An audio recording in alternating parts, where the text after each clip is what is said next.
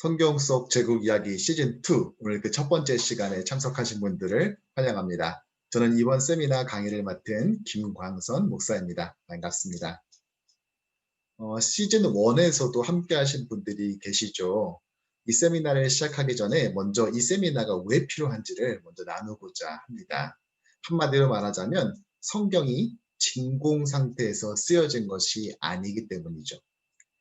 성경은 그저 아무것도 없는 곳에서 그냥 메아리처럼 전해진 것이 아닙니다. 성경은 분명한 시간적 배경 위에 또 장소적 공간 위에 있는 실제 사람에게 주어진 것이라는 것입니다.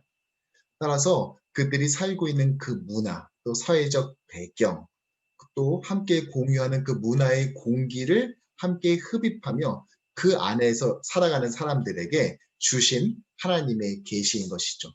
그러니까 그 문화에서 살아가는 사람들만이 이해하는 독특한 표현이나 또 그들 안에서 훨씬 더 이해하기 쉽게 만드는 특정한 문화적 도구를 활용하여 하나님께서는 자신의 뜻을 그들에게 알려주셨던 것입니다. 특별히 성경 속에 등장하는 몇 개의 나라들이 있습니다.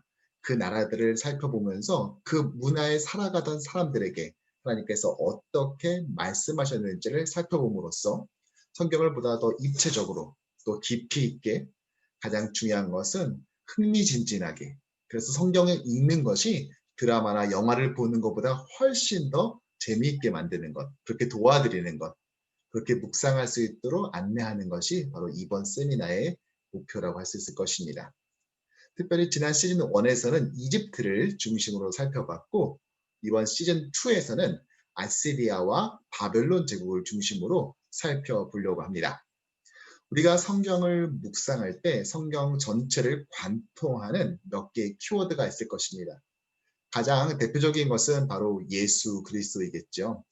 구약은 오실 예수 그리스도를, 또 신약은 오신 예수 그리스도를 설명하고 있습니다.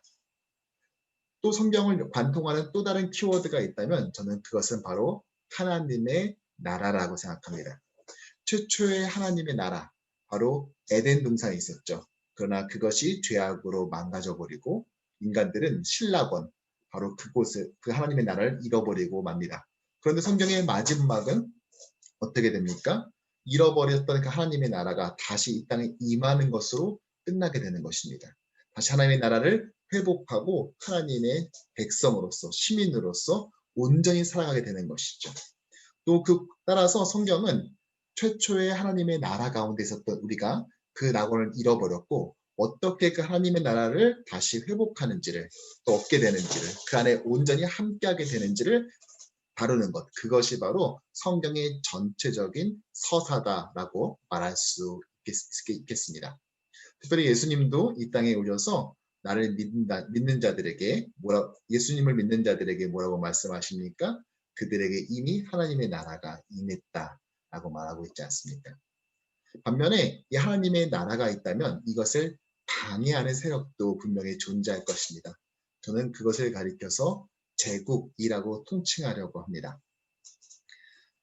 하나님의 뜻과 또 하나님의 섭리 가운데 만들어지는 하나님의 나라와 반면 인간의 욕심과 야망으로 이룩하는 이 제국. 그래서 이 땅의 역사는 이 땅에 하나님의 나라를 심고자 하는 그 뜻과 반면에 자신의 야망으로 자신의 나라를 세우고자 하는 인간의 끊임없는 충돌과 갈등 속에 이루어져 왔다라고 생각합니다. 특별히 인간의 역사로 인간이 제국을 세우고자 하는 그 야망으로 흘러오는 것 같지만 그럼에도 불구하고 역사의 주인이신 하나님께서는 그 가운데서도 끊임없이 당신의 나라를 이 땅에 심어 놓으시고 또 그것을 발아하게 하시고 자라게 하시고 결국은 성취시키는 그 과정으로 이끈다는 것을 이번 세미나를 통해 우리가 함께 살펴보도록 하겠습니다. 먼저 우리 준비된 우리 표를 같이 보도록 하겠습니다. 자, 이 땅은 천국과 제국의 서사라고 말씀드렸죠. 네, 이 천국과 제국의 끊임없는 이 갈등이 있어 왔습니다. 특별히 성경에서는 이 천국을 두 가지로 말을 하는데 첫 번째로는 먼저 천국, 또 하나는 하나님의 나라입니다. 왜 이렇게 차이가 있는가? 마태복음에 보면은 Kingdom of Heaven, 즉 천국이라고 말하고 있는 반면에 마가와 누가는 Kingdom of God, 하나님의 나라라고 말하고 있는 것을 볼 수 있습니다. 왜 이런 차이가 존재할까요? 네, 그것은 바로 독자들이 다르기 때문입니다. 성경은 진공이 아니라 분명한 역사적, 문화적 배경에 있는 사람들에게, 실제 사람들에게 주어졌다고 했죠. 마태복음의 주 독자들은 바로 유대계 그리스도인이었습니다. 유대인들은 우리가 아는 것처럼 하나님의 이름을 직접적으로 거론하거나 부르는 것에 대한 두려움이 있었습니다. 하나님에 대한 경외감이겠죠. 그래서 그들은 Kingdom of God, 하나님이란 말 대신에 천국이라고 말한 반면에 이 마가복음과 누가복음은 1차 독자들이 이방인이었습니다. 그래서 Kingdom of God이라고 설명하고 있죠. 본 세미나에서는 천국 또는 하나님의 나라 이렇게 특별한 구분 없이 혼용해서 사용하도록 하겠습니다. 반면에 이 땅에 인간의 야망으로 만들어지는 또 그렇게 세워서 운영되는 제국, 이 제국은 어떻게 운영될까요? 제국의 운영 원리는 무엇일까요? 여러 가지가 있겠지만 저는 크게 세 가지로 정리해 봤습니다. 바로 국방, 경제, 문화, 종교입니다. 그들은 끊임없이 힘을 길러내고 신무기를 개발합니다. 그래서 국방력을 갖게 됐죠. 강력한 무기들을 소유합니다. 또한 경제를 그들은 중시하죠. 결국은 모든 것은 뭐니 해도 머니의 문제다라는 식으로 접근하는 것입니다. 인간은 경제적 동물로 바라보는 것입니다. 그래서 끊임없이 경제가 잘 운영될 수 있는 원리들과 또 그런 제도들을 찾아내려고 애를 씁니다. 또한 문화가 있는데요. 특별히 고대 제국들을 보면 이 문화가 종교랑 아주 밀접하게 결합되어 있는 것을 볼 수가 있습니다. 우리가 시즌 1에서 이집트를 살펴봤는데 이집트에서 피라미드를 지은 이유를 무엇이라고 살펴봤죠? 네. 우리가 흔히 피라미드는 내세의 삶을 위해서 파라오가 만든 것이다 라고 종교적 관점에서 문화적 관점에서만 바라보지만 그렇지 않습니다. 잘못 알고 있는 분들도 있는데요. 이 피라미드 마치 이스라엘 백성들이 피라미드를 만들다가 출애굽을 한 것처럼 생각할 수 있는데 사실은 이스라엘 백성들이 출애굽을 한 것은 이집트의 신왕조를 할 수 있는 18왕조 또는 19왕조쯤으로 우리가 추측을 하고 있습니다. 반면에 이 피라미드가 만들어진 것은 언제이죠? 바로 고항조 때이죠. 예, 고항조 때는 노예 제도가 없었습니다. 그러니까 노예가 만든 것이 아니라 이 이집트의 백성들이 만든 것입니다. 특별히 농부들이 이것을 만들었는데 농부들이 한참 농사를 지을 때는 이 수입이 있고 괜찮지만 문제는 농한기 때가 문제였습니다. 농사를 지을 수 없는 시즌, 즉 이 나일강이 범람하고 있는 그 시즌에는 그들은 농사를 지을 수 없었죠. 자연스럽게 수입도 전혀 없는 상황이 됐습니다. 그런데 이런 상태가 있다 보면은 견디지 못하게 되고 결국은 경제가 붕괴해서 나라의 위기가 찾아올 수도 있죠. 그래서 그들이 활용한 것이 바로 이 피라미드 건설이었습니다. 피라미드 건설에 참여한 농부들에게는 정부에서 그들에게 그 수입을 주었습니다. 보통 밀과 마시는 밀이라고 불렸던 맥주, 이 두 가지를 지급했던 것으로 보입니다. 많은 사람들이 이것을 원했기 때문에 계속해서 일할 수 있는 것이 아니라 한 3개월쯤 일하면 그 다음에 신청자를 받아서 또 다음 농부들이 와서 그 일을 참여하겠습니다. 그러니까 피라미드는 단순히 문화 종교적 산물이 아니라 경제와 함께 만들어진 그런 부산물이라는 것을 알 수 있는 것입니다. 제국은 이렇게 끊임없이 국방과 경제 그리고 문화 종교를 통하여서 자신의 제국을 유지하기 위해 발버둥을 쳤습니다. 이런 식으로 제국이 운영되었던 것이죠. 반면에 하나님의 나라는 이 땅에서 어떻게 운영되었을까요? 출애굽기 19장에 보면 이렇게 말합니다. 세계가 다 내게 속하였나니 너희가 내 말을 잘 듣고 내 언약을 지키면 즉 하나님의 율법을 잘 지키면 그 결과 어떤 일이 만들어지냐 너희는 모든 민족 중에서 내 소유가 되겠고 너희가 내게 대하여 제사장 나라가 되며 거룩한 백성이 되리라. 즉 하나님의 나라는 구약에서 제사장 나라로 표현되고 있는 것을 볼 수 있습니다. 이 제사장 나라의 특징은 무엇이냐? 하나님의 말씀을 잘 지키고 순종하는 것입니다. 이것을 통하여 그들은 제사장 나라가 된다는 것이죠. 그리고 이렇게 제사장 나라가 된 그들을 하나님께서는 이렇게 하십니다. 내가 세운 규례를 따르고 내가 명한 계명을 그대로 받들어 지키면 나는 철 따라 너희에게 비를 내리겠다. 소출을 주겠다. 열매를 맺게 할 것이다. 배불리 먹게 할 것이다. 무슨 말입니까? 즉 경제적인 부분을 하나님이 책임지신다는 것입니다. 뿐만 아니라 너희 땅에서 안전하게 살 것이다. 너희의 원수들은 너희에게 쫓기다가 너희가 보는 앞에서 칼에 맞아 쓰러질 것이다. 무슨 말입니까? 그들의 국방을 지켜주신다는 것입니다. 정리하자면 하나님의 나라의 통치 원리는 무엇이냐? 하나님의 말씀, 언약을 잘 지키면 그 결과 제사장 나라가 되고 그 백성들은 거룩한 구별된 백성이 되는 것입니다.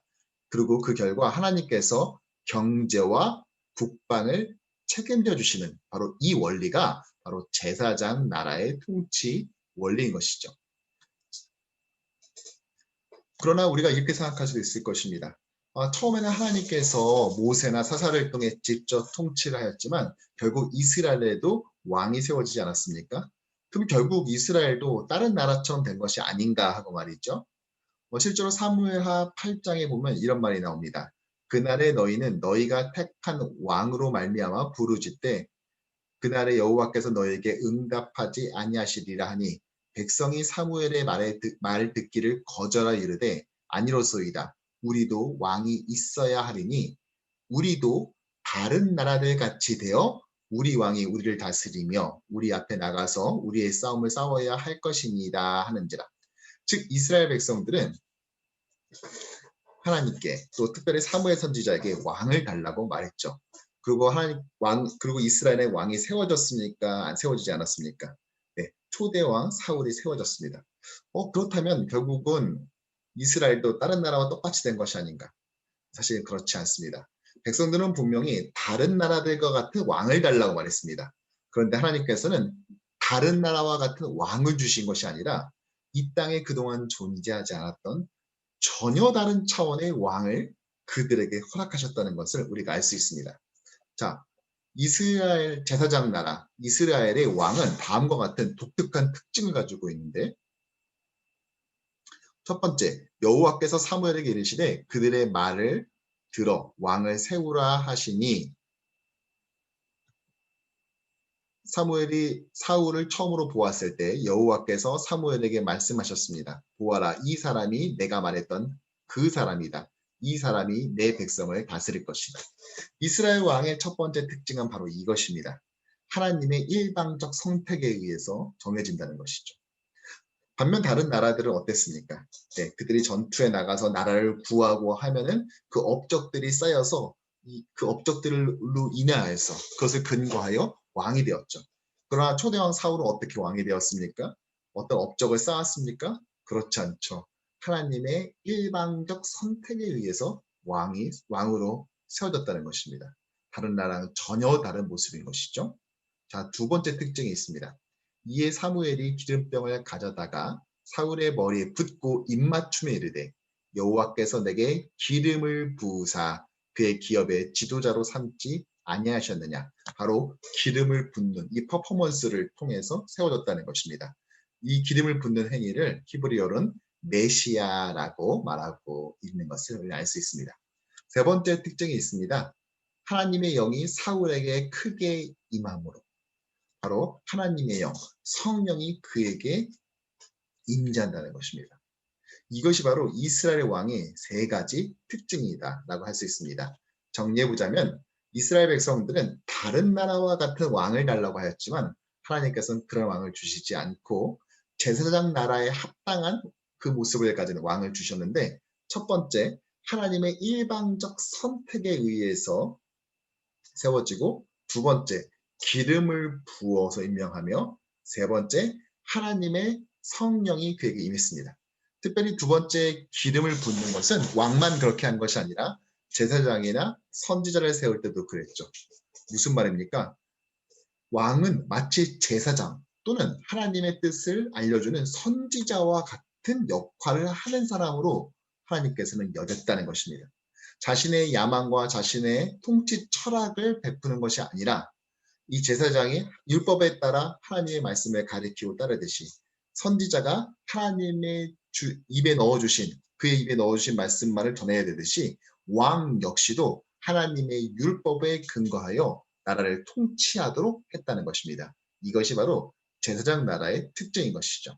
이전까지의 다른 나라, 제국과는 전혀 다른 차원의 왕인 것입니다. 즉 제국이 아닌 천국의 모델인 것이죠. 그래서 이스라엘 왕은 하나님의 대리자로 성경에서는 여겨집니다. 따라서 하나님의 말씀, 율법에 따라 통치하도록 되었죠. 자, 이스라엘에게 드디어 그렇게 왕국이 세워졌는데 초대왕 사울이 40년, 그리고 두 번째 다윗이 40년, 또 다윗의 아들 솔로몬이 40년, 합쳐서 약 120년간의 통일 왕국 시대가 있었습니다. 그리고 BC 930년에 이 남북 왕조가 이제 분열이 되죠. 그래서 이스라엘과 유다로 나눠집니다. 우리가 흔히 북이스라엘, 남유다라고 말하지만 원래 공식 국부는 이스라엘, 유다였습니다. 그래서 북왕조 이스라엘, 남왕조 유다 이렇게 부르는 것이 맞지만 본 강의에서는 편의상 그냥 구분 없이 북이스라엘, 남유다 이렇게 부르도록 하겠습니다. 이 북왕조는 208년간 존속했고 남왕국 유다는 이거보다 약 150여 년 더 많이 344년 정도 존속한 것을 볼 수 있습니다. 특별히 이 처음 세워진 통일왕조 시대에는 어땠는가? 신명기에 보면은 이스라엘의 왕이 많이 가지지 말아야 될 세 가지를 말하고 있습니다. 그것은 무엇이냐? 말, 아내, 은과 금이었습니다. 말을 많이 가지지 말고 또 아내를 많이 가지지 말아야 되며 은과 금을 많이 갖지 말라고 말했습니다. 특별히 이에 대해서 두 번째 왕이었던 다윗은 어떻게 반응했을까요? 특별히 성경은 말을 많이 갖는 것에 대해서 별로 좋아하지 않습니다. 왜 그러냐? 이 나귀와 말이 고대 사회 안에서 상징하는 바가 또 쓰임새가 달랐기 때문입니다. 성경은 진공이 아니라 분명한 문화적 배경 가운데 주어져 있다고 말했죠. 네, 이 어떻게 다른가? 네. 나귀는 평화의 상징인 반면에 말은 전쟁의 상징이었습니다. 왜 그랬을까요? 네. 나귀는 운송 수단이었지만 이 말은 사냥과 전차를 이끄는 수단이었기 때문에 그렇습니다. 나귀는 농업과 운송의 목적으로 사용된 반면 이 말은 전쟁과 사냥의 목적에 주로 사용되었다는 것이죠. 그래서 하나님께서는 이것들을 많이 갖기를 원치 않으셨습니다. 즉 이스라엘은 하나님 나라의 예표가 되어야 되고 또 그것이 바로 제사장 나라야 되는데 제사장 나라는 하나님의 뜻을 따르는 하나님의 율법에 순종하는 게 목적이 있는 것이지 영토 확장이나 정복욕에 취해 있어서는 안 되기 때문에 그렇다는 것입니다. 그래서 하나님께서는 제사장 나라의 왕인 이스라엘의 왕은 이 말을 많이 갖지 말라고 말했다는 것이죠. 이에 대해서 다윗은 어떻게 반응했을까요? 실제로 열왕기하 8장에 보면 이 다윗이 하닷 에셀을 쳐서 이겼습니다. 그에게서 마병 1700명과 보병 2만 명을 사로잡고 병거 100대의 말만 남기고 다윗이 그 외의 병거의 말은 다 발의 힘줄을 끊었더니 다윗은 하나님의 말씀에 순종하였다는 것이죠. 반면에 그의 아들 솔로몬은 어떻게 했습니까? 솔로몬이 병거와 마병을 모음해 병거가 1400대요 마병이 12,000명이라 병거성에도 두고 예루살렘 왕에게도 두었으며 네, 그는 아버지 다윗과는 달랐습니다. 그는 그 말들을 많이 소유하기를 원했다는 것입니다. 즉 자신의 힘으로 자신의 왕국을 지키기를 원했다는 것이죠. 특별히 해발 800m에 세워진 이 솔로몬의 궁전, 예루살렘에 있는 솔로몬의 궁전을 볼까요? 네, 무엇이 보입니까? 궁전 앞에 도열해 있는 이 마병들과 전차들이 보이죠. 그리고 그 밑에 이 말들을 키우기 위한 이 마구간 축사도 있는 것을 볼 수 있습니다. 즉 솔로몬이 꿈꾸었던 것은 무엇입니까? 천국입니까? 제국이었습니까? 네, 결국 그는 제국화 되기를 꿈꾸었다는 것입니다. 제사장 나라가 아니라 하나님의 나라, 천국이 아니라 이 땅의 인간의 야망으로 움직여지는 이 제국을 꿈꿨다는 것이죠. 그리고 제국은 이 종교 문화, 경제, 국방의 원리로 지켜지고 운영되기에 그는 국방력 강화를 위해 이 말을 원했다는 것입니다. 결국 솔로몬 이후에 이 나라는 분열되고 말았습니다. 그가 제국을 꿈꿨기 때문에 그렇지요. 이 제국은 각각 멸망당하고 마는데 북이스라엘은 BC 722년에 아수르에 의해서, 남유다는 BC 586년에 바벨론에 의해서 멸망당하는 것을 봅니다. 우리가 이번 시즌2에 살펴볼 두 나라이기도 한 것입니다. 유다와 이 이스라엘의 왕들은 어떠한 영적 상황을 가졌을까요? 먼저 북왕조 이스라엘을 볼까요? 북왕조를 연 왕은 바로 여로보암이었습니다. 솔로몬에게 반역을 한 자이죠. 여로보암부터 마지막 왕 호세아까지인데 이때까지 총 19명의 왕이 있었고 그 과정 속에 7번의 쿠데타가 이루어졌습니다. 그 가운데서 단 한 명의 선한 왕도 등장하지 않았습니다. 반면 남왕국 유다는 솔로몬의 아들 르호보암으로 시작하여 마지막 왕이 바로 시드기야입니다. 오직 다윗의 혈통으로만 이어져 있죠. 20명의 왕이 있었는데 그 중에 8명은 선한 왕으로 분류되었습니다. 하지만 그들 역시도 하나님의 말씀에 순종하지 않아, 즉 제사장 나라의 그 정체성을 잃어버리자 결국 BC 586년에 바벨론에 의해서 멸망당하는 것을 우리가 알 수 있다는 것입니다. 바로 이렇게 말입니다. 그렇다면 이 땅에서 이 제국의 역사는 어떻게 되는지 한번 살펴보도록 하겠습니다. 먼저 세계 최초의 이 제국은 어디였을까요? 네, 바로 이 아카드 왕국이었습니다. 수메르 지역을 통일하고 무찌른 이 아카드 왕국의 이 사르곤 1세가 통일하여서 세계 최초의 이 제국이 BC 24세기에 세워지게 되었습니다. 그렇다면 고대 문명의 조직을 가진, 한마디로 말해 보다 본격적인 의미의 제대로 된 최초의 제국은 언제였을까요? 네, 바로 BC 934년부터 609년에 있었던 바로 아수르 제국입니다. 자, 그러면 이번엔 동아시아로 넘어가 볼까요? 동아시아 최초의 제국은 어느 나라였겠습니까? 네, 바로 BC 900년경부터 세워졌던 바로 중국의 진나라가 동아시아 최초의 제국이라 할 수 있습니다. 반면 유럽 최초의 제국은 어디일까요? 네, 바로 그리스 제국입니다. 앞선 아시리아는 아시아로 분류된 반면에 이 헬라 제국 또는 알렉산더 대제가 세운 이 나라는 바로 유럽으로 분류되는 것을 우리가 알 수 있지요. 자, 우리가 살펴볼 이 제국의 역사, 또 성경의 역사는 소위 말하는 오리엔트 지역에 있는 곳입니다. 이 오리엔트 지역이 어디일까? 여러분들 보시는 것처럼 이 비옥한 초생달 지역이다라고 말하는 이 지역을 포함하고 있는 지역입니다. 먼저 오리엔트란 뜻을 한번 살펴볼 필요가 있겠죠. 오리엔트의 뜻이 무엇입니까? 네, 라틴어로 해가 뜨는 쪽이라는 뜻을 가지고 있습니다. 해가 뜨는 쪽. 사실은 엄밀히 보자면 유럽을 기준으로 한 말이죠. 지구는 둥글기 때문에 동쪽으로 계속 가다 보면 결국은 제자리에 오게 되는 것입니다. 그렇다면 특정한 무엇인가를 기준으로 말했겠죠. 유럽을 기준으로 해가 뜨는 쪽, 즉 동쪽에 있는 지역이다라고 해서 바로 이 오리엔트 지역을 말하고 있는 것입니다. 이 오리엔트 지역을 지금 살펴보면은 현재 오리엔트 지역의 모습이 바로 이렇게 되어 있습니다. 현대 국가들 중심으로 표시가 되어 있습니다. 우리가 볼 땐 이것이 다 중동 지역이다, 오리엔트 지역이다라고 생각하겠지만 사실은 민족들이 단일 민족은 아닙니다.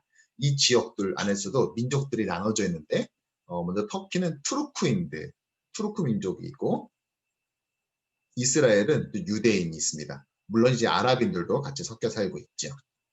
또한 이란에는 페르시아인들이 살고요. 나머지 지역에 가장 많은 지역에는 이제 아랍인들이 살고 있습니다. 민족 구성원들은 이렇게 물론 이제 쿠르트라든지 이런 민족들도 있지만 크게 보자면 바로 이렇게 살펴볼 수 있을 것입니다. 특별히 오리엔트 지역이다라고 하면은 몇 개의 지역군이 있습니다. 그 지역군이 어떻게 되는지를 먼저 살펴보도록 하죠. 먼저 지리를 살피면서 여러분과 나누고 싶은 이야기가 있는데 그것은 바로 지리가 그 국가의 운명을 좌우한다는 것입니다. 지리가 그 시대에 또 그 지역의 어떤 문화가 형성, 또 철학, 또 사상에 많은 영향을 끼친다는 것이죠. 어, 지리가 그러니까 그들은 그런 운명을 살 수밖에 없다라고 말하는 것은 아닙니다. 모든 민족의 운명과 또 그들의 향방은 결국 하나님 손에 들려 있다는 것을 고백할 수밖에 없습니다. 그런데 그 하나님께서는 지리를 통해 역사하신다는 것이죠.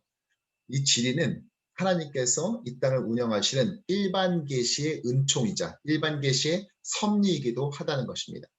한번 살펴볼까요? 먼저 메소포타미아 지역을 보도록 하겠습니다.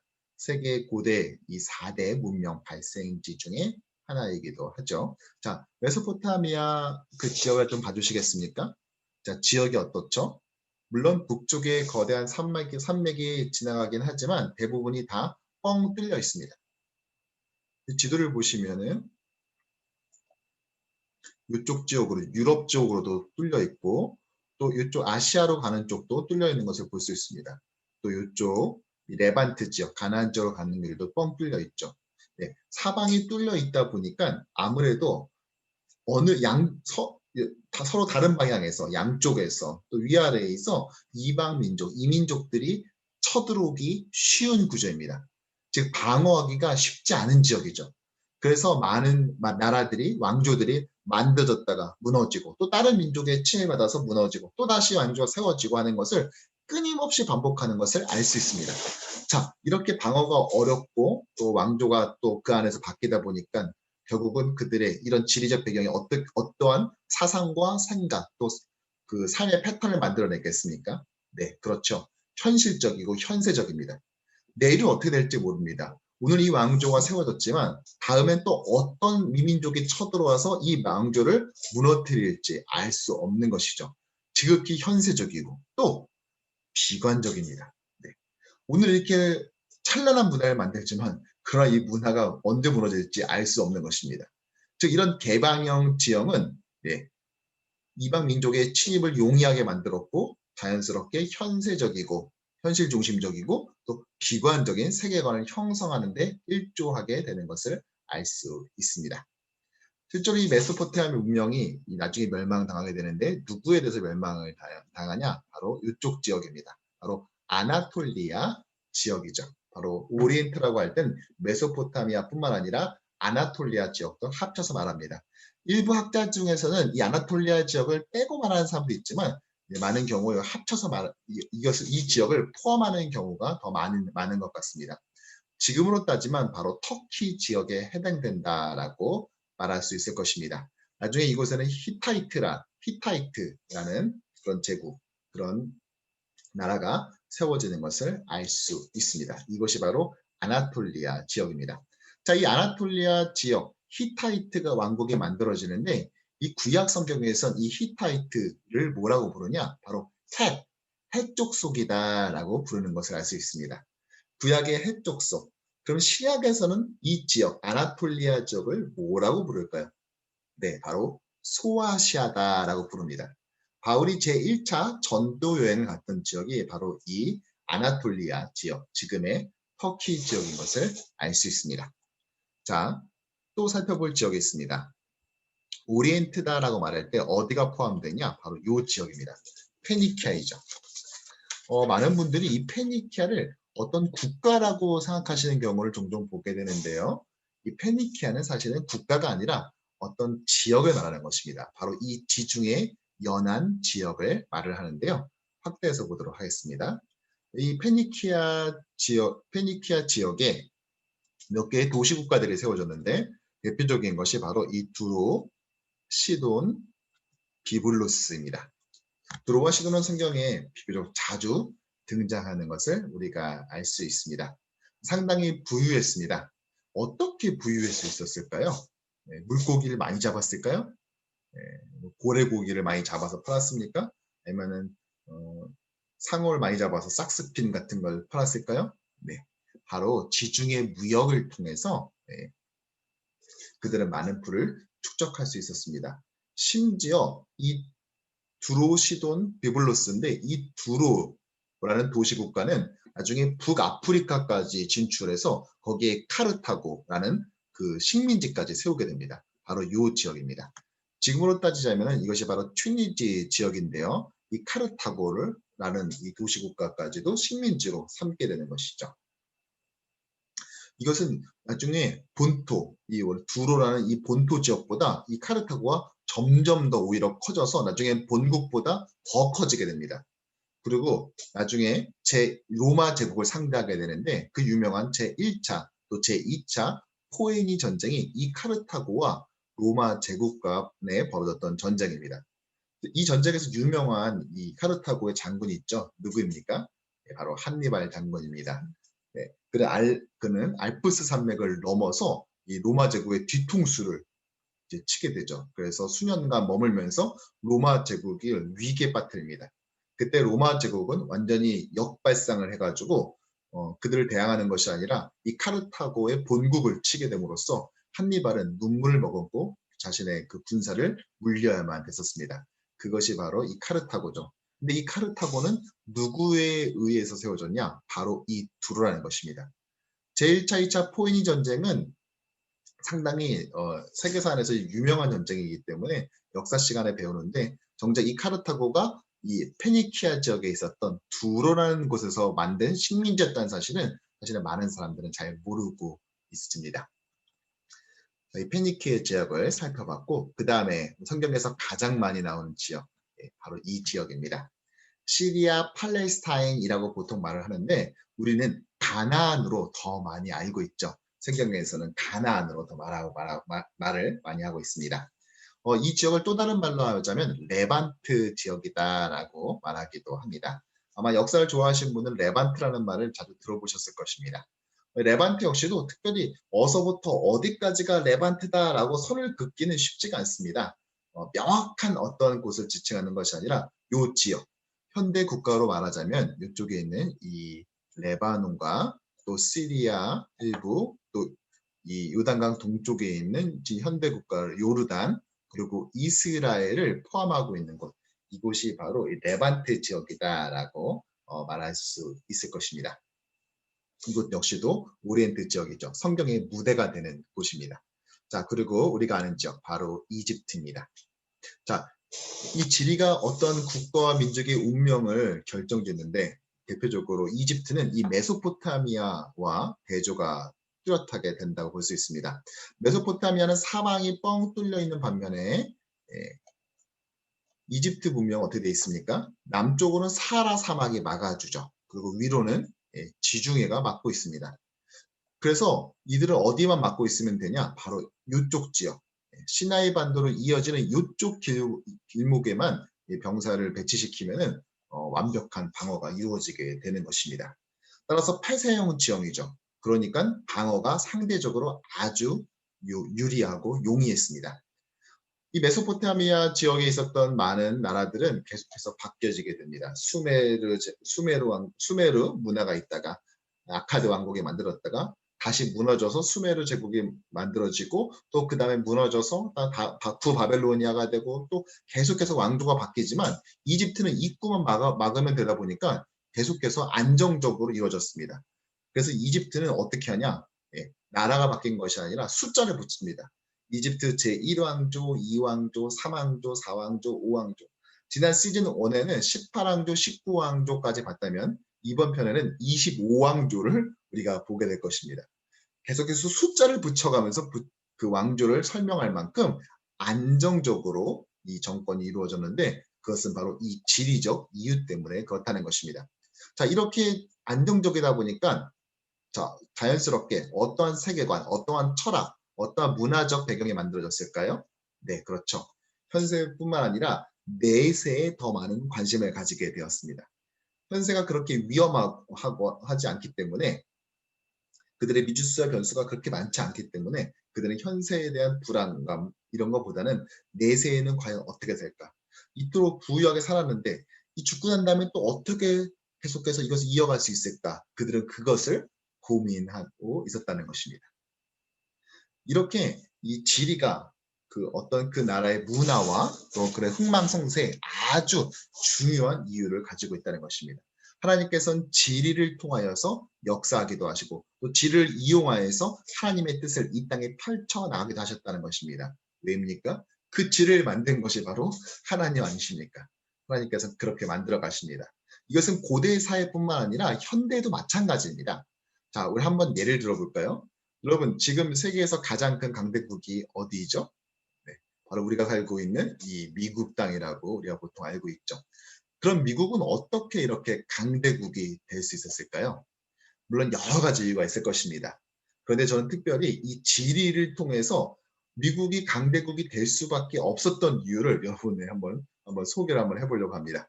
너무 고대 사회만 다루다 보면은 약간 좀 이렇게 흥미를 잃을 수도 있기 때문에 일부러 살짝 이렇게 미국의 지리적 이점이 무엇인지, 지리적으로 봤을 때 미국이 강대국이 될 수밖에 없는 이유가 무엇인지를 같이 한번 살펴보도록 하죠. 이것이 바로 우리가 살고 있는 이 미국 땅의 지도입니다. 위로는 캐나다가, 밑으로는 멕시코가 버티고 있죠.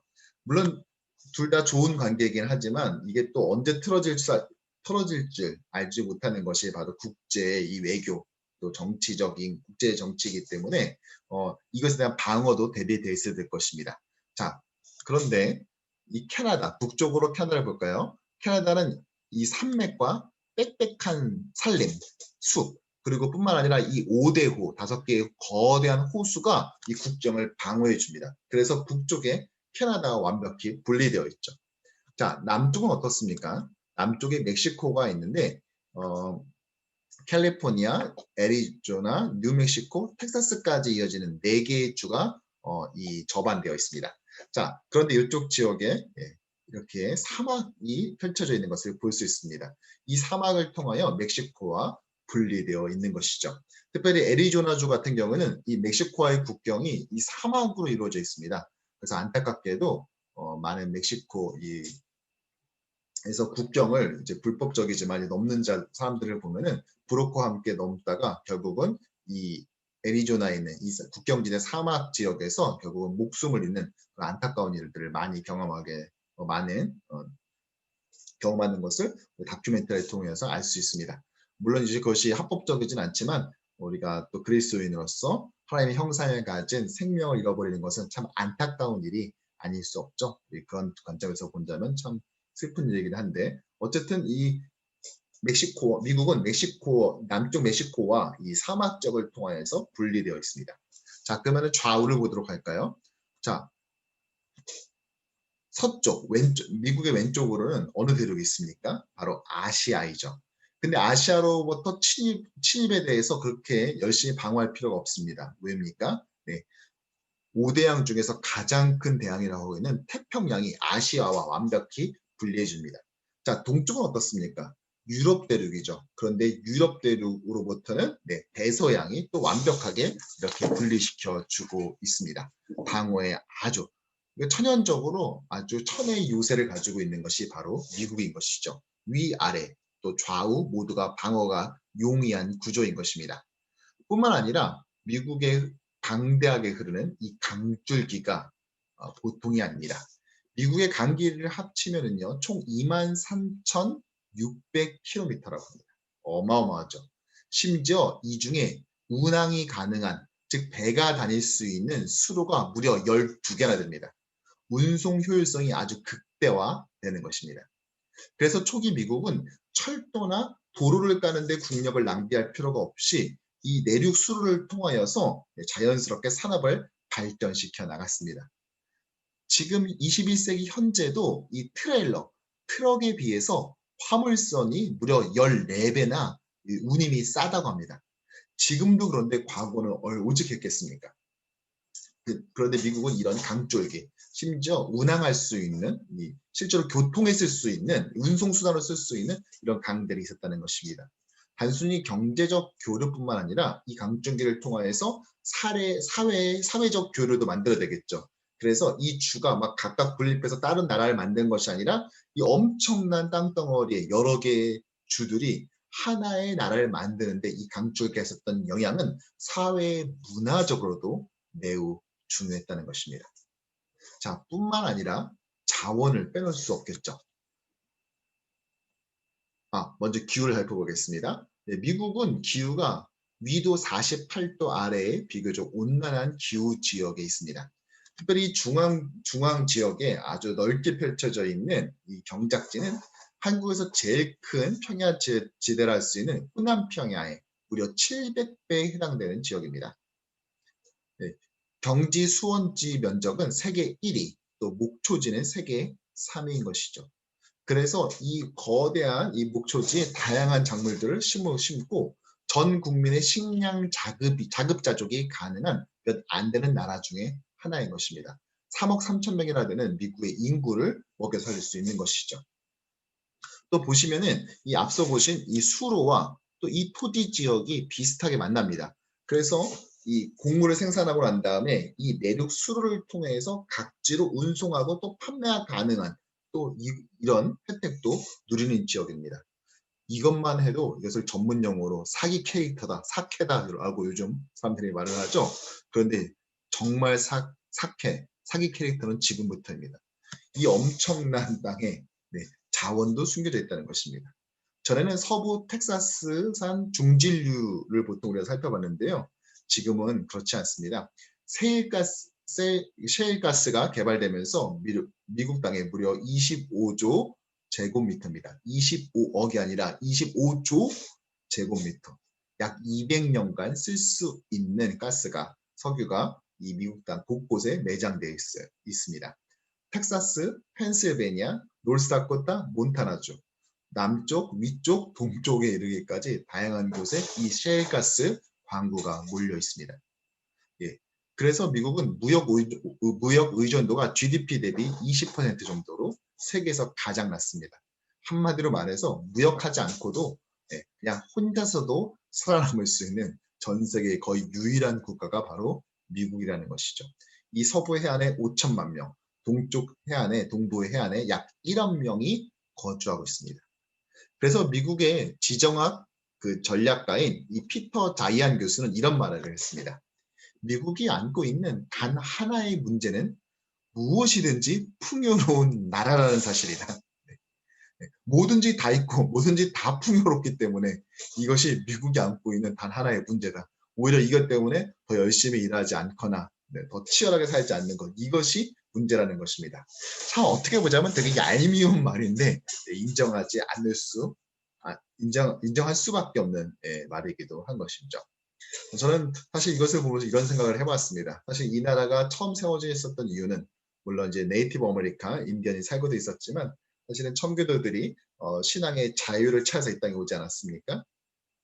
그들은 하나님 마음껏 예배할 수만 있게 해주세요라고 해서 목숨을 걸고 많은 희생을 딛고 이 땅에 왔는데 하나님께서는 그래 그러면 예배만 드리고 살아라 라고 허락하신 것이 아니라 그들에게 이렇게 많은 수자원과 또 곡물 자원들 또 이 지하 자원까지 하나님께서 또 천혜의 이 국방적 요새까지도 허락하셨다는 것입니다. 우리가 시즌 1에서 봤었던 이 솔로몬의 모습이 생각나지 않습니까? 솔로몬이 젊었을 적 시절, 왕위를 막 승계받았을 시절 어땠습니까? 그는 제사장 나라의 이 정체성을 분명히 이해하고 있었습니다. 그래서 하나님께서 그에게 너의 때가 내가 무엇을 해주면 좋겠냐라고 물었을 때 솔로몬은 무엇을 요구했습니까? 네, 지혜. 근데 그것이 단순히 공부 잘해가지고 동부로 대학 가는 그런 지혜를 말하는 것이 아니라고 했죠. 어떤 지혜였습니까? 재판을 잘 할 수 있는 지혜. 예, 당시에 이 재판 과정에서 왕은 마지막 최종심으로 따지면 대법원 같은 역할을 하지 않았습니까? 근데 왕은 어떻게 재판을 했죠? 내가 보니까 이게 맞아 라고 하는 것이 아니라 무엇입니까?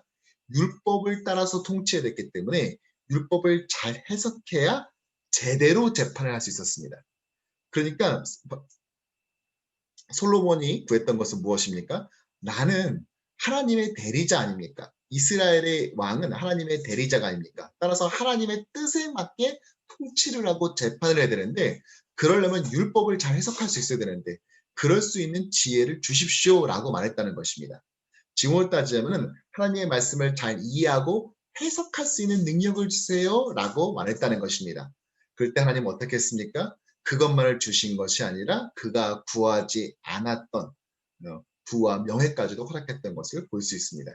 이렇게 신앙의 자유를 찾아왔었던 이 미국의 땅에 하나님께서는 많은 그들이 구하지 않았던 단순히 종교의 자유만 신앙의 예배의 자유만 준 것이 아니라 그들이 구하지 않았던 것까지도 후히 주시는 하나님임을 다시 한번 우리가 바라보게 되는 것입니다.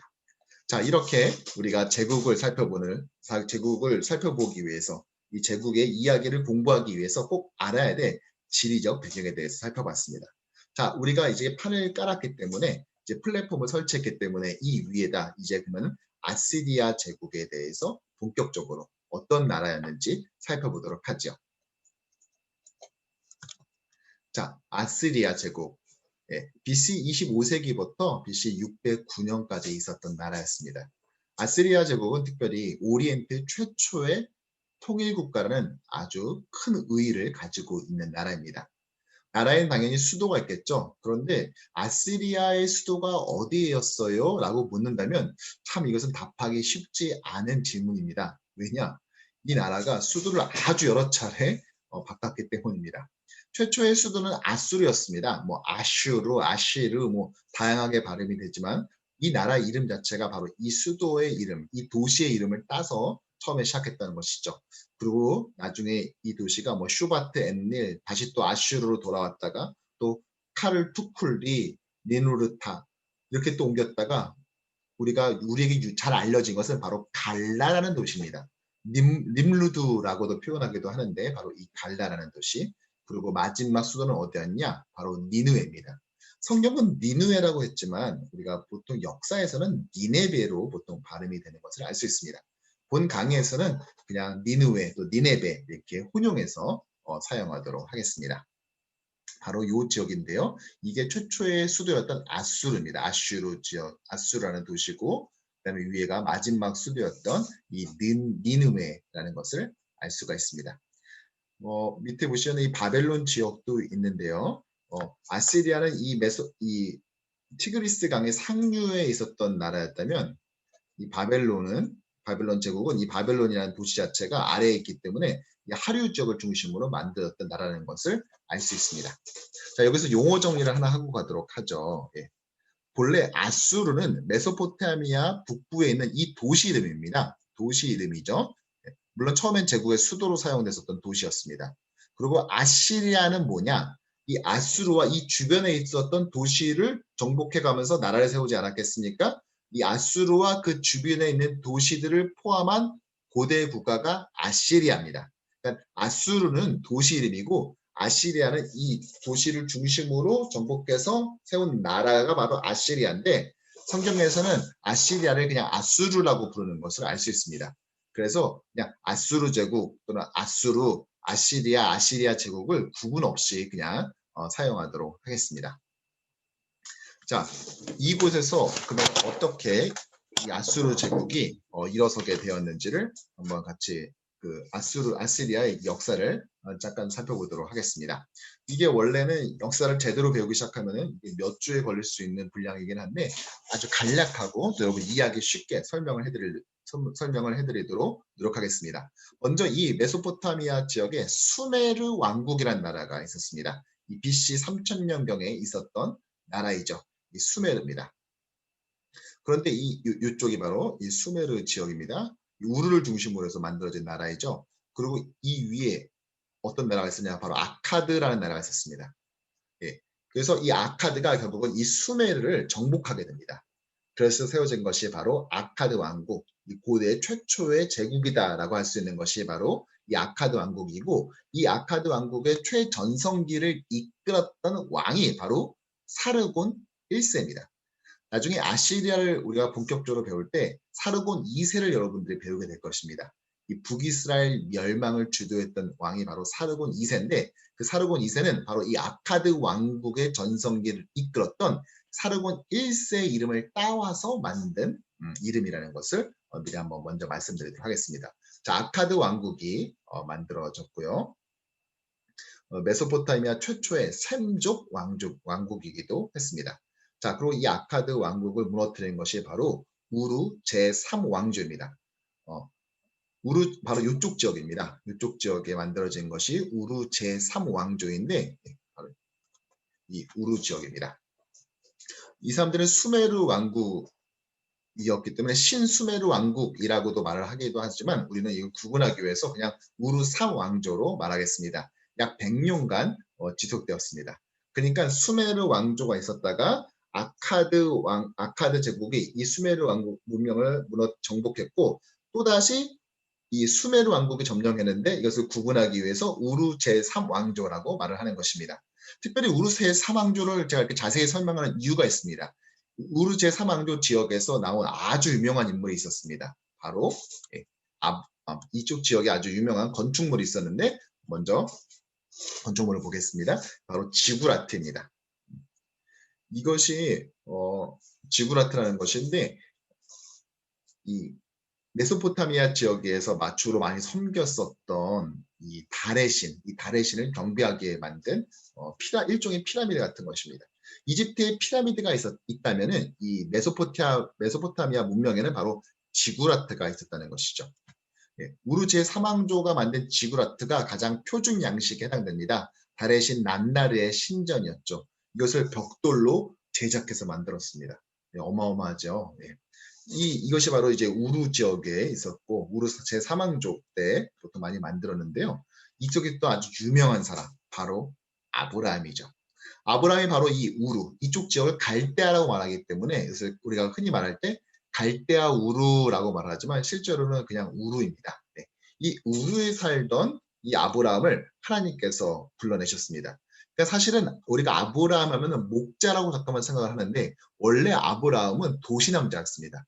이 차가운 도시남자였었던 이 아브라함을 하나님께서 우르에서 불러내어서 그 다음에 하란 지역으로 이동시키셨고 이 하란도 고대 사회에서는 무역 도시였고 이 교통이 요충지였기 때문에 그래도 우르보단 작지만 그래도 제법 큰 도시였죠. 이 도시로 옮기셨고 그리고 이 하란에서 더 남쪽으로 내려오게 해서 결국 이 레반트 지역, 가나안 지역까지 내려오게 합니다. 그런데 이 가나안 지역이 어디까지 내려오게 하냐? 가장 마지막 이 네게부 사막이 이제 시작되는 브엘세바까지 내려오게 하신 것이죠. 그 다음부터는 사막이 펼쳐집니다. 여기서 양을 치는 목자의 삶을 살게 했습니다. 이게 바로 네게부 사막의 이 모습입니다. 이 아브라함과 그 가족이 살고 정착했던 가나안의 지역이죠. 자, 황야의 그지 없죠. 이 히브리어로 이 광야를 미드바르라고 말을 하는데 이 미드바르의 뜻이 무엇이냐? 무엇으로부터 말하다라는 뜻입니다. 그래서 그곳으로부터 말씀하시다.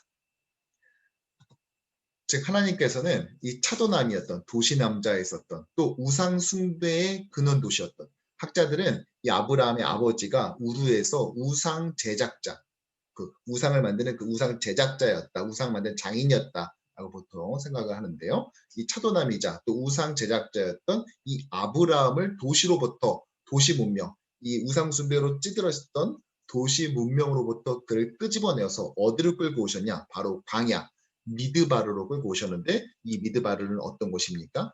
바로 하나님이 말씀하시는 곳입니다.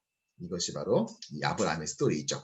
아브라함은 바로 이 우르 사망조에 있었던 이 우르 쪽에 살았던 사람입니다. 이 우르 사망조는 결국 이 구바벨론에 의해서 결국 멸망당하게 됩니다. 이 구바벨론에서 아주 유명한 왕이 하나 있습니다. 바로 함무라비 법전으로 유명한 함무라비 왕이죠. 약 300년간 이 구바벨론은 존속되게 됩니다. 그리고 이 구바벨론은 누구에 의해서 무너지느냐? 바벨론 지역이 이렇게 있다면 바로 아까 봤던 아나톨리아 지역, 지금의 터키 지역에 있었던 히타이트, 구약에서는 헷, 신약에서는 소아시아 지역이라고 하는 이 히타이트 이 왕국에 의해서 멸망당하게 됩니다. 히타이트 왕국은 고대사에서 아주 강력했는데 왜 그랬냐? 땅 면적을 보면 다른 나라에 비해서 아주 월등하지 않는 것 같은데 왜 그랬을까요? 네, 바로 철기 문화를 소유했기 때문에 그렇습니다. 그들은 철기 문화와 그 전투에서 전차를 사용하는 것으로 유명했습니다. 그래서 히타이트 하면 이 두 가지를 떠올리셔야 되는데 철기 문화, 그다음에 전쟁에서 그 전차를 활용했었던 민족이라고 보시면 될 것 같습니다. 이 히타이트가 힘을 계속해서 넓혀서 어떻게 했냐? 계속해서 이 아나톨리아 지역에서 힘을 넓혀서 바로 이 남쪽으로 내로 남하 정책을 펼쳤습니다. 바로 이 이스라엘 가나안 땅에 있는 이 레반트 쪽으로 온 것이죠. 그러나 이것을 눈을 뜨고 볼 수 없는 사람이 있었습니다. 가만히 볼 수는 없었죠. 누구였을까요? 바로 이집트였습니다. 히타이트 민족이 계속해서 남하하게 되자 이집트 역시도 계속해서 북상을 하면서 북진을 하면서 결국은 이제 한판 일대 전쟁을 벌이게 됩니다. 서로 끊임없이 견제했던 것이죠. 둘이 계속해서 견제를 하느라고 국력을 소모하고 또 이때 마침 이 바다 민족이라고 불리우는 자들이 계속해서 이쪽 가나안 지역으로 또 유입되기 시작하는 것을 볼 수 있습니다. 예. 이 두 세력, 히타이트와 이집트가 계속해서 충돌하는 사이 서서히 힘을 키우던 이 메소포타미아의 나라가 있었습니다. 그리고 어느 순간인가 딱 돌아보니까 그 나라가 너무 그 나라를 견제하지 않다 보니까 둘이 계속해서 견제하다가 정작 그 메소포타미아 지역을 등한시하다 보니까 어느 순간인가 너무 커져버린 나라가 있었습니다. 그것이 바로 무엇이냐? 아시리아였습니다. 그들은 아시리아를 견제할 여력이 차마 없었던 것이죠. 드디어 BC 12세기경 아시리아가 팽창 정책을 펴나가기 시작했던 것입니다. 결국 이들의 힘은 계속해서 뻗쳐나갔고 결국은 이 고대 국가의 아주 강력한 패권 국가로 그런 제국으로 발돋움하는 것을 우리는 볼 수가 있습니다. 이 아시리아 제국의 흥망선쇠를 우리 간단하게 보자면 먼저 아시리아는 세 번의 큰 제국이 있었습니다. 우리가 먼저 알아야 될 것이 우리가 성경을 읽다 보면 좀 당황스러운 때가 있죠. 이집트의 애굽에 그 바로가 있었다 그러는데 아브라함 때도 분명히 바로가 있었는데 한참 지나가다 요셉 때도 바로가 있고 또 사사시대 때도 출애굽 때도 바로가 있고 또 사사시대 때도 바로가 있고 또 통일왕국 시대도 바로가 있고 아니 도대체 바로는 몇백 년을 산 거야? 라고 생각할 수 있지만 시즌 1 때 배웠죠. 바로는 사실은 파라오를 음역한 것입니다. 이집트의 왕을 말했던 것이죠. 아시리아도 마찬가지입니다. 아니 아시리아가 전에 분명히 있었는데 아니 뭐 또 생기더니 뭐 또 생겼다. 이게 어떻게 된 것인가? 아시리아는 총 3번에 걸쳐서 큰 제국을 만듭니다. 그리고 그 사이사이에 힘이 약해졌던 때가 있는데 이것을 중간기라고 말합니다. 그래서 그들이 3번에 걸쳐서 크게 세운 이 제국을 구분하기 위해서 구아시리아, 중기아시리아, 신아시리아로 구분을 하는 것입니다. 그리고 그 사이에 제1중간기와 제2중간기가 끼어 있는 것이죠. 먼저 구아시리아는 메소포타미아 북부의 세력을 확장했습니다. 그러나 힘이 약해지고 미탄님 왕국과 또 바벨로니아의 지배를 받는 제1중간기를 겪게 됩니다.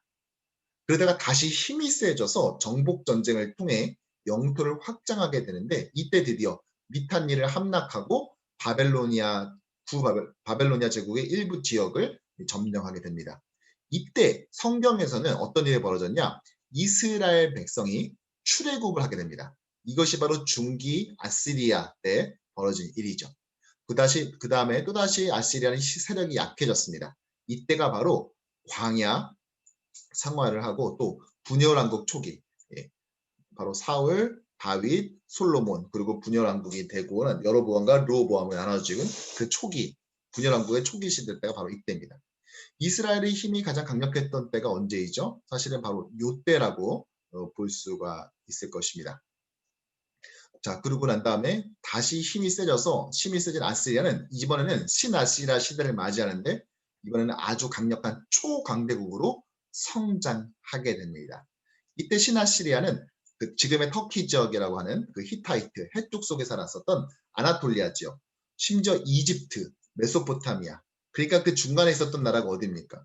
네, 메소포타미아에서 이집트를 오면 반드시 거쳐야 되는 나라, 어디죠? 그 지역, 레반트 지역, 가나안, 시리아, 팔레스타인 지역을 거쳐하면 되겠죠? 네, 이쪽 지역까지 모든 지역을 점령하게 되는 것입니다. 그들은 군사력, 행정력, 기술력까지 겸비했던 아주 강력했던 제국을 이루었습니다.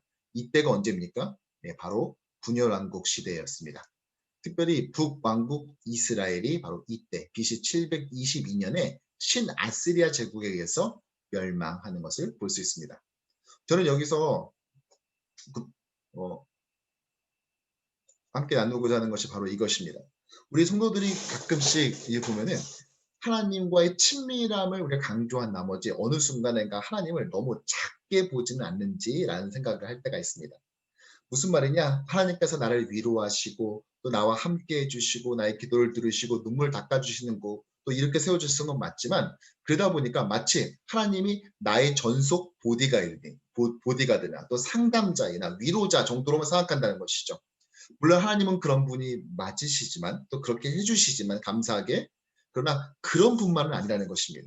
우리가 자꾸만 그것에 집중하다 보면 개인적 교제에만 집중하다 보면은 어느 순간에 하나님의 원래 그 스케일을 망각할 수 있다는 것입니다. 하나님께서는 어떻게 이 땅의 역사를 움직이셨습니까? 단순히 다윗이 하나님의 말씀을 잘 따르니까 다윗한테 복을 주고 다윗한테 함께해서 그의 나라를 부강하시게 한 것이 아닙니다. 자, 아까 중기 아시리아 제국 다윗 때가 언제입니까? 예, 바로 제2 중간기, 바로 제2 중간기 때라는 것을 봤죠. 자, 제2 중간기 때는 어땠죠? 네, 바로 아시리아가 힘이 약해졌습니다. 특별히 누가 강력한 이 고대 중동의 강력한 이 주인이라고 할 수 있는 패권 국가라는 것이 할 수 없었습니다. 그래서 이 다윗의 왕국이 강력할 수 있었다는 것이죠. 즉 하나님께서는 다윗이 말을 잘 들으면 다윗 하나를 찍어서 핀셋으로 꼽아서 너가 잘 되게 해줄게라고 한 것이 아니라 이 고대 중동의 거대한 판도를 움직여가면서 그의 나라를 든든하게 세웠던 것을 볼 수 있습니다. 단순히 하나님은 이스라엘에 주목하시고 이스라엘의 수호신이고 이스라엘의 민족신인 고대 근동 국가들이 다 자마다의 자기 국가를 지켜주시는 수호신과 민족신을 섬긴 것처럼 그렇게 그런 하나님이 아니라 하나님은 이스라엘의 하나님이면서 온 열방의 제국 경영을 하시는 분이 바로 하나님이라는 것입니다. 우리가 오늘도 기도하는 하나님의 정체는 사실은 그런 분임에도 불구하고 우리는 너무 많은 순간에 어느샌가 그것을 망각하고 살고 있지는 않는가라고 생각해 보길 원합니다. 우리 하나님께서는 우리의 기도를 들어주십니다. 우리가 울부짖는 기도에 세밀하게 귀를 쫑긋하면서 들어주시는 참 감사하고 자상하신 하나님입니다. 그러나 그 하나님은 우리가 아버지라 부르는 그 하나님은 사실은 온 제국의 흥망성쇠를 주장하시고 움직이시며 나라를 세우기도 하시고 무너뜨리기도 하시고 또 다른 나라를 세우기도 하시고 또 그들을 보내기도 하시는 바로 그 하나님임을 하나님의 그 거대한 스케일을 잊지 말아야 된다는 것입니다. 그리고 그 하나님이 나의 기도를 들어주신다는 것이 그러니까 나에게 얼마나 큰 특권이자 감사해야 될 일인지 보다 더 선명하게 들어올 것입니다. 이 하나님의 스케일을 알고 난 다음에 드리는 기도는 이전의 기도보다 훨씬 더 강력한 동기와 기쁨과 감사로 충만한 그런 기도가 전 될 수 있다라고 확신합니다. 네, 여기서 한번 우리 잠깐 우리 강연을 쉬었다가 또 이어서 이어나가도록 하겠습니다.